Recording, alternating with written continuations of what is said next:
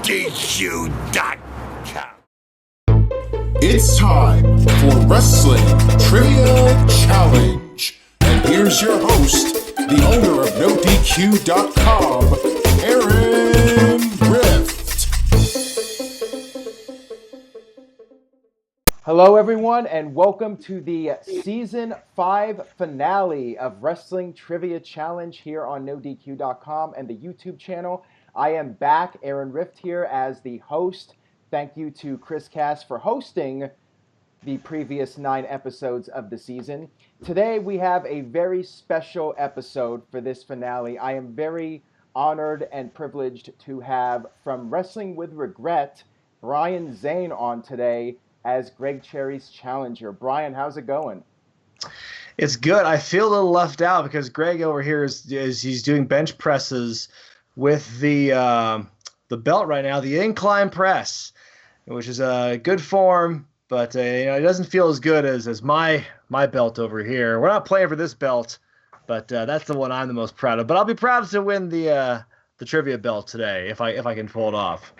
We'll see how that goes. I'm just excited to have you on. You and I have talked before, and this is actually the very first time you and I have appeared on video together. So it is history. That's right. We'll see if you can make history today by defeating Greg. Greg is something like 16-0 in trivia defenses. He has been on an absolute tear. So I'll let Greg take a break from that. He's just getting sick of me talking. So let me introduce the champion. He is the PN sensation, the reigning and defending wrestling trivia champion, Gregory Cherry. How's it going, man? This is maybe your biggest challenge to date. So how are you feeling about this? Well, I take every defense seriously, and I'm glad you stopped me when you did, because I was becoming an actual workout as many reps as I was getting. Brian, I've heard good things about you, and I'm ready for any defense, like I said. So let's get it going, and let's see if I can finish my second straight season of perfection. And then when we're done, you can do a second set of bench presses. See. Get your set in. Yeah. All right, so let's go ahead and go over the rules here. There are 20 questions that I will be asking you guys, 10 for Greg and 10 for Brian. Greg will be going first since he is the champion. When it's your turn to answer a question, you will have 10 seconds to answer. And if you guess incorrectly or run out of time, the other person will have the opportunity to answer your question. And this is the Greg Cherry rule. If you start answering your question when the time buzzer goes off, I will still accept your answer.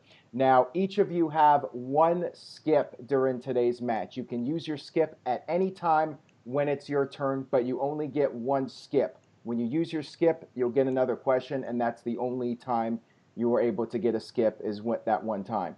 All right, so any other questions, Brian, since I know this is your first time on here, or are we good to go? I think I can handle it, Aaron.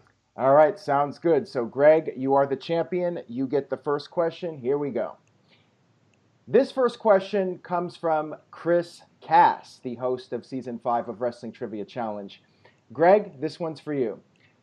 Who won the first televised triple threat match in WWE history? 10 seconds, go. I don't even remember who was in it. Goldust. That is incorrect. So now, Brian, you have 10 seconds to answer the question. Go. All right, the training wheels are off. I'm going to guess Bret Hart. That is incorrect, but that was a good guess. The correct answer was Owen Hart. It was Owen Hart defeating Goldust and Triple H on the June 23rd, 1997 edition of Monday Night Raw. I got somebody who was in the match at least. God, they waited till 97 to do triple threat. That's amazing. I know, and they did the Final Four 3 or 4 months earlier, and that was the first, I believe, multi-person match, singles match in WWE. But maybe Greg knows if that was. I think that was the first 4-way. Do you know, Greg? I'd have to think about that. But they only did a lot of singles matches sans the Royal Rumble in '92. Yeah, and I did confirm that with WWE. That was according to WWE. So if that is wrong, don't get mad at me. Wouldn't be the first time they screwed something up. Oh, okay. All right, so I stumped you guys on the very first question here. I'm doing well. I'm pulling a Chris Cass here and giving you guys some difficult questions. All right, Now we move on to question number 2. This is for you, Brian. Here we go. Who won the 2010 WWE Slammy Award for Superstar of the Year? 10 seconds, go. 2010. I'm trying to think what year that was. I'm going to guess John Cena. That is correct. That's a great guess if that was a guess. So Brian is officially on the board getting his first question correct. Now we move on to question number 3, back to the champion, Greg. Greg, who was the only person to be a sole survivor at the 1988 Survivor Series pay-per-view? 10 seconds, go.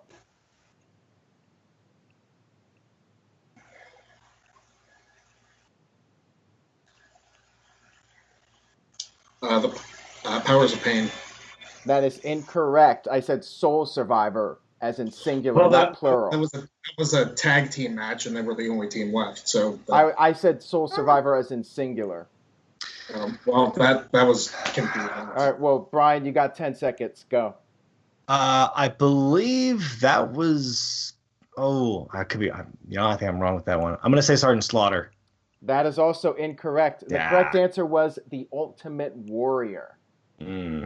Greg, my question was, who was the only person? I said singular, not plural. I got you. If you lose this, though, I'm sure I'm going to hear that for the rest of the time. All right, so I've stumped you guys on 2 now. All right.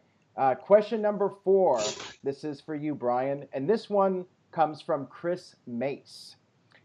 What type of match did Bayley and Alexa Bliss have at the 2017 Extreme Rules pay-per-view? 10 seconds, go. That was a kendo stick on a pole match. That is correct, and that's another point for Brian. All right, now we move on to question number 5. And remember, for both of you, you guys can still use your skips, so keep that in mind, although I do suggest to use it wisely. All right, Greg, here we go. Question number 5. What was the first Hell in a Cell match to end in a no contest? 10 seconds, go. Kane versus Mankind. Yes, you got it. That was from the August 24th, 1998 Raw. I was curious to see if you would have answered last night or this past Sunday at Hell in a Cell, but you actually got it correctly. So good job, Greg. All right, moving on here to question number 6. This is back to you, Brian. Pete Dunne won the WWE United Kingdom title from Tyler Bate at which NXT TakeOver event? 10 seconds, go. Chicago. That is correct. That's another point for Brian. It was, in fact, Chicago, the first NXT Chicago event. Greg is sweating a little bit. Don't get rattled, Greg. You got a lot more questions. You can catch up. We got a lot to go here. This is far from over. All right, question number 7, back to Greg. Who did Junkyard Dog defeat to win the Wrestling Classic Tournament in 1985? 10 seconds, go. Skip. Oh, wow, he's using his skip. Just for fun, Brian, did you know the answer to that? I think I do, because I remember watching this, like, I had a very brief phase. I'm going to watch all the pay-per-views on the network, and I immediately just passed out after 2 or 3 in. So Wrestling Classic was the first one. I believe he beat Savage. It was Savage, right? So okay. that was a good skip, Greg. All right, let's go to Greg's skip question now. And this comes from Chris Mace. This is Chris Mace's question, not mine. Who did Kevin Nash defeat to become the commissioner of WCW in early 2000? 10 seconds, go. Terry Funk. That is correct. So, Greg, good job with your skip. And, Brian, you still have yours, so keep that in mind. All right, now we move on to question number 8, back to Brian. Randy Savage, speaking of the Wrestling Classic, wrestled in his final televised match at which TNA pay-per-view? 10 seconds, go. Oh, my God.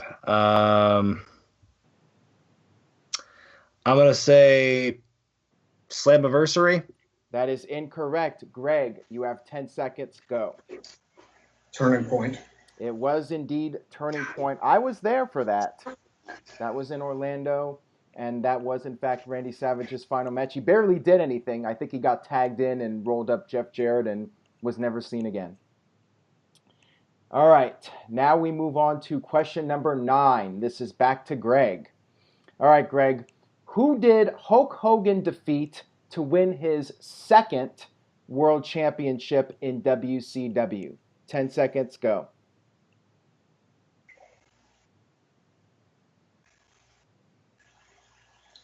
The Giant. Yes, it was the Giant at Hog Wild 1996, shortly after the formation of the NWO. All right, now we move on to question number 10, back to Brian. All right, Brian, according to Spotify, what is the name of Tommaso Ciampa's WWE/NXT theme song? 10 seconds, go. Skip. Oh, wow, that was quick. All right, Greg, did you know it? I completely blanked. I don't think I would have got that.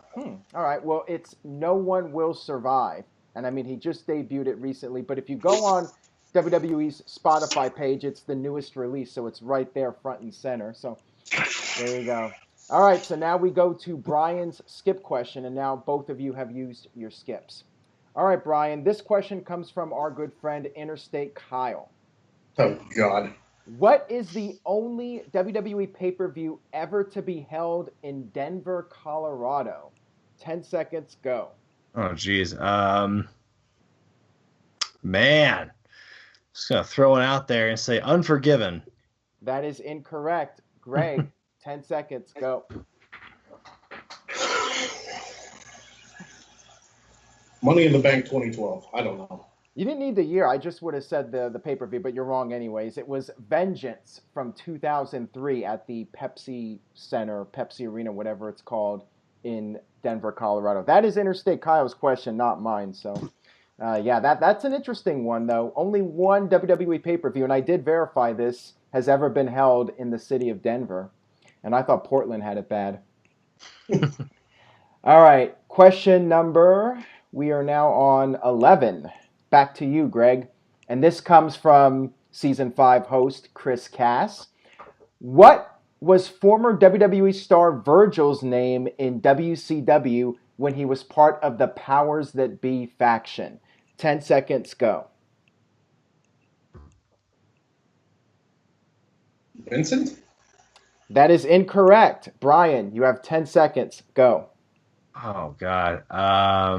God, I can't believe he was given a different name. I know he was Curly Bill, but that's not it. I'm going to say Teddy. That is incorrect. Wow, I'm surprised you guys both missed this. It was Shane. Oh, God. But Curly Bill, I mean, you were close. At least you got the remember second Shane name. now. Oh, my God. Yeah. It's weird because he was Vincent when he was with the NWO. Why did he change his name? Because of Vince Russo? Because his whole name is a rib. That's the history of Virgil in a nutshell. He's named after other people out of spite. Pretty much. That was his I guess that claim to makes fame. sense. Vince Shane. Okay. Yeah. Vince Russo for you. All right. Question number 12. And we are back to Brian for this one. All right, Brian. What type of food did the newly won Olympic gold medalist Kurt Angle do a commercial for in 1997? 10 seconds, go. Pizza. Yes, it was pizza. And Greg, did you know the city where that was? I guess Atlanta, but No, it was Pittsburgh. His hometown. I figured Pittsburgh was too easy because it was hometown, but I never saw that commercial. Surprisingly. Well, it was on Raw. They showed it on Raw, like in 2000, 2001. Three-dimensional dancing green peppers, Greg. You should have seen it. You got to go check it out. Apparently. All right, so now we're back to you, Greg, for question number 13. This one comes from your buddy, Chris Cass. Who were the final tag team champions of the original ECW? 10 seconds, go.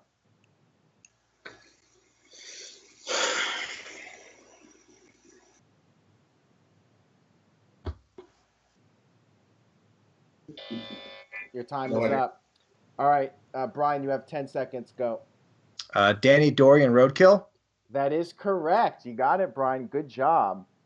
All right, let's move on here to question number 14. And I made sure to say original ECW. I don't think there were ECW There weren't tag team tag team champions. titles. There was I just just the wanted to ECW. make sure in case I forgot some weird trivia fact. All right, moving on here to question number 14. This is for you, Brian. All right, Brian. What was the first match of the final episode of WCW Monday Nitro? 10 seconds, go. Oh my God. I'm gonna say Mysterio and Kidman versus the Young Dragons. That is incorrect, and if it was correct, I would have accepted it because you started answering, but it is incorrect. Greg, you have 10 seconds, go.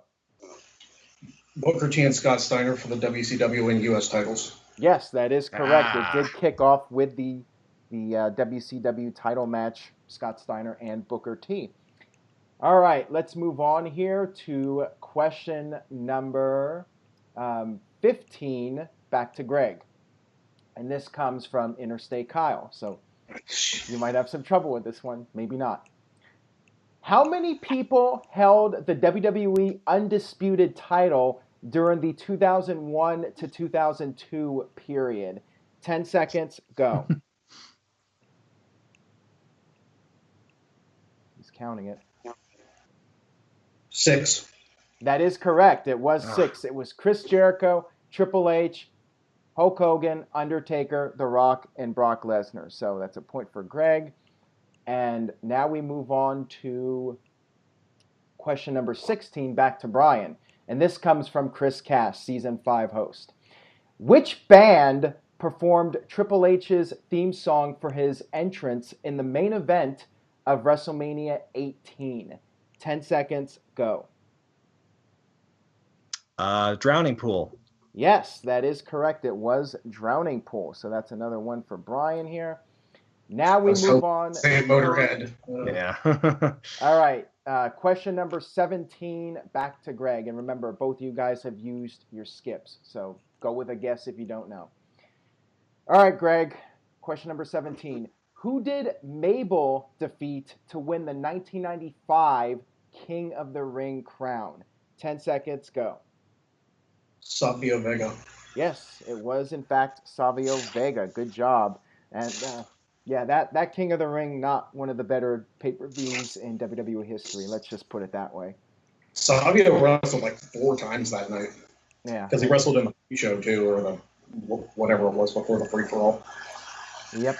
All right. Now we move on to question number 18, back to Brian. All right, Brian.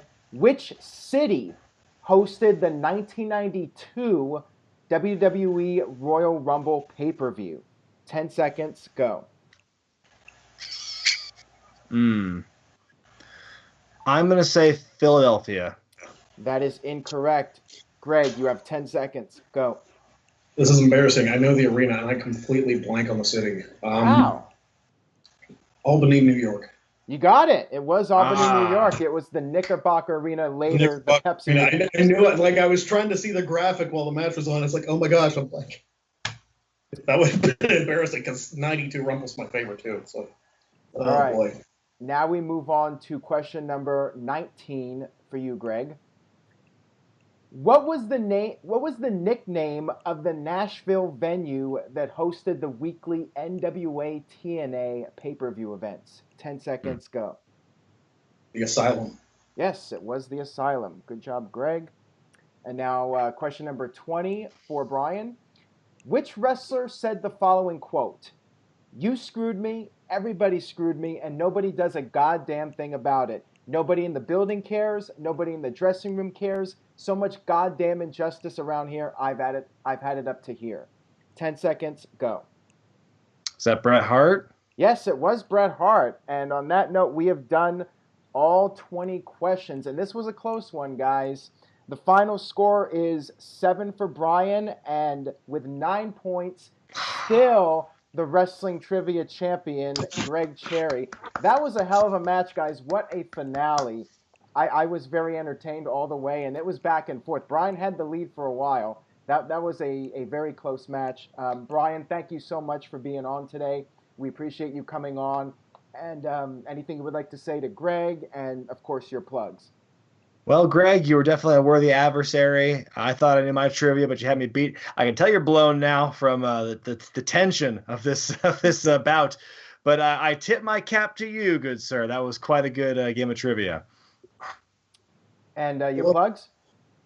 Oh, yes, let me plug some stuff. Well, Wrestling with Regret is on YouTube, spelled with a W at the beginning of Regret. This is a top-selling shirt here, Dick Kick City. You can go to prowrestlingtees.com/wrestling with regret for that. I'm also on Patreon with the same extension, Twitter at Z-Man Brian Zane, and Facebook.com/wrestling with regret with 223,000 subscribers and growing. That is my YouTube channel, and I hope for those of you who are not familiar with me or haven't watched me, I hope you enjoy it. Yeah, way to rub it in there with your 200,000 plus subscribers, but it's all good. Check them out. Quality stuff there.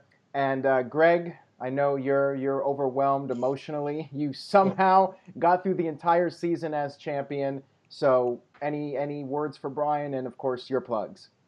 I mean, Brian gave me probably one of the biggest scares of my entire title reign. It looked really bad early, and I'm glad the Survivor Series question didn't come back to bite me in the ass. I'm so glad I'm going on vacation. I need him, especially after this episode. With that being said, Brian, I thank you for being on. Aaron, I want to say people are like getting on my case about how I've had no challengers. Not the case today, obviously. But I think while I'm on vacation, I should come up with something special for season 6, just to mix things up a little bit, because previously me like whooping everybody's ass, people get tired of seeing that. I have fun with it, but they like the close matches like this. They like the guys who give me the tough time and could take the title from me, but it didn't happen today, but it could have. So if you give me a couple weeks, I won't be on the panels. I won't be on this show because, it's the end of the season. But if you give me a little bit, I'm going to come up with something special that I think everybody's going to really enjoy for next season. All right, sounds good, Greg, and we'll see how things go in the future with the Wrestling Trivia Championship. And thank you to everyone for watching Season 5, and that'll do it. See you guys around. Later.